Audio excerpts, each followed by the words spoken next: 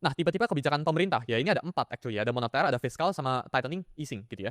Moneter ini kebijakan ya, ini gua tunjukin ya, ini perbedaannya ya kan, saya actually catat ya, ingat ya. Karena jadi kebijakan moneter itu biasanya dilakukan sama central banks. Yang kalian perlu pahamin ya, bank sentral sama pemerintah itu 2 entity yang terpisah. Kenapa dibuat terpisah? Biar nggak ada kepentingan politik. Bayangin pemerintah ini punya akses buat naik turunin suku bunga. Pasti ketika pemerintah ini elected, ketika pemerintah ini pengen bagusin nama dia, ya diturunin aja suku bunga. Harga pasar keuangan langsung naik semua. Tapi kan nggak kayak gitu, makanya dipisah jadi 2 entitas yang terpisah gitu ya. Nah, kebijakan moneter ini dilakukan sama bank sentral.